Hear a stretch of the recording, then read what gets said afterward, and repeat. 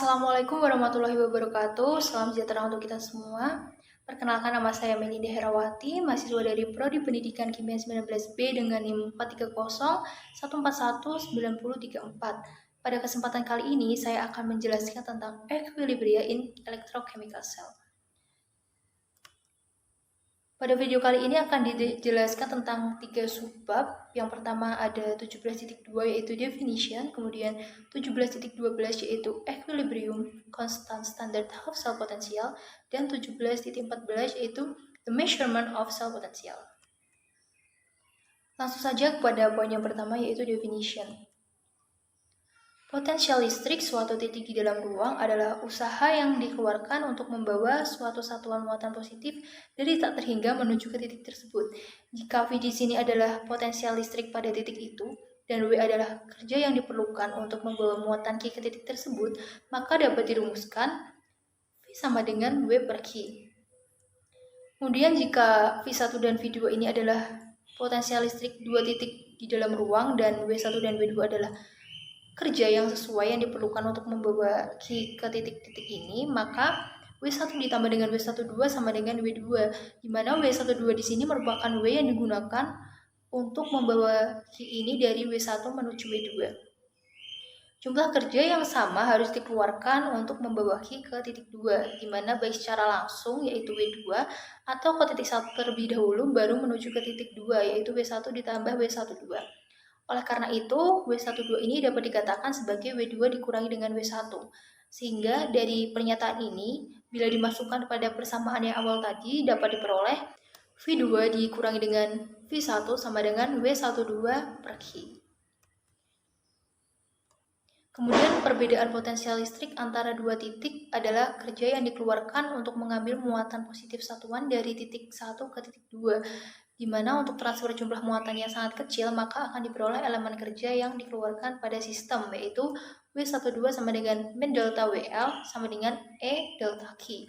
Di mana E di sini merupakan beda potensial, yaitu V2 dikurangi dengan V1, dan delta WL ini adalah kerja yang dihasilkan. Untuk poin yang kedua yaitu equilibrium constant standard half cell potential. Pada setiap reaksi kimia dapat dituliskan sebagai kombinasi dari dua reaksi setengah sel, di mana nilai dari E ini ditentukan oleh relasi NFE sama dengan min delta G, di mana kondisi keseimbangan untuk setiap reaksi kimia adalah delta G0 sama dengan min RT ln K. Jika delta G0 ini disamakan dengan NFE 0, maka dapat dituliskan sebagai RT ln K sama dengan NFE0 atau pada 25 derajat Celcius yaitu log 10K sama dengan NE0 per 0,0916 volt. Adapun langkah-langkah yang dapat kita gunakan untuk menghitung konstanta keseimbangan sel standar ini, yaitu yang pertama adalah memecah terlebih dahulu reaksi ini menjadi dua reaksi setengah sel.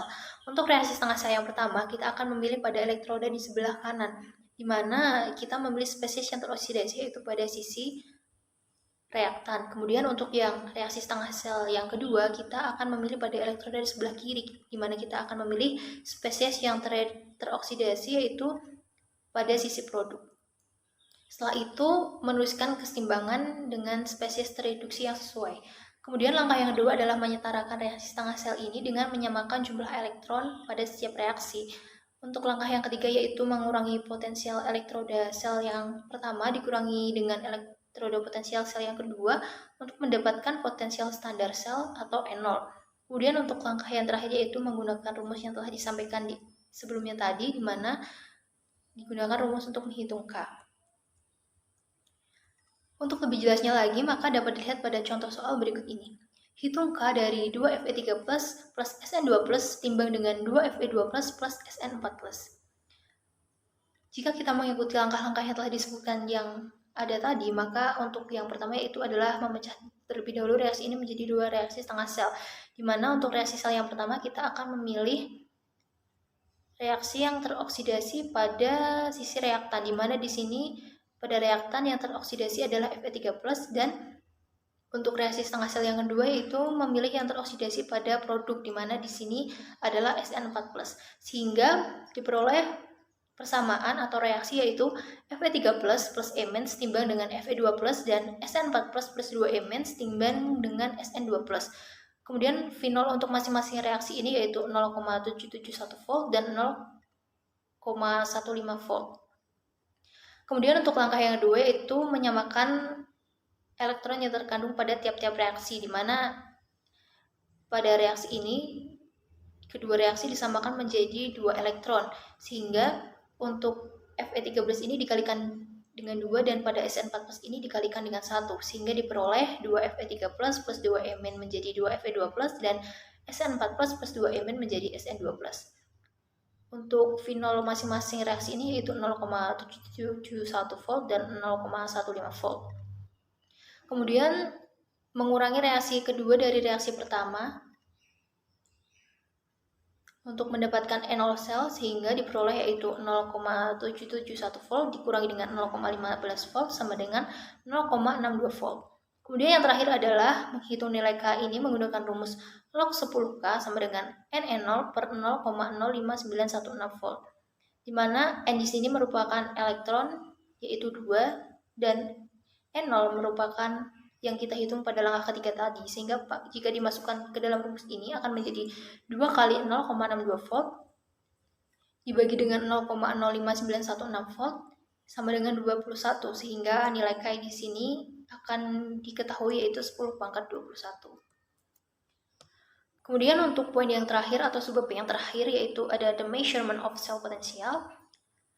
Metode paling sederhana yang digunakan untuk mengukur potensial sel elektrokimia adalah dengan menyetarakannya terhadap perbedaan potensial yang sama dan berlawanan dalam kawat geser potentiometer.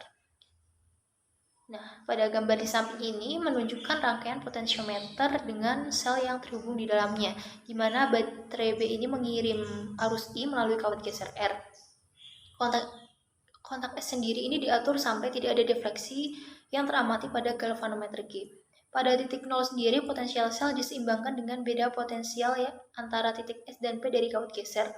Kemudian kawat geser ini dikalibrasi sehingga potensial drop IR-nya antara titik S dan P ini dapat dibaca secara langsung. Jika resistensi sel ini sangat besar, maka pengaturan potentiometer ini dapat dipindahkan pada rentang yang luas tanpa menghasilkan defleksi pada galvanometer. Dalam hal ini, electronic impedance tinggi per meter harus digunakan. Sekian yang dapat saya sampaikan tentang equilibria in electrochemical cell ini. Mohon maaf jika masih ada salah kata dan terima kasih telah menyaksikan video saya. Wassalamualaikum warahmatullahi wabarakatuh.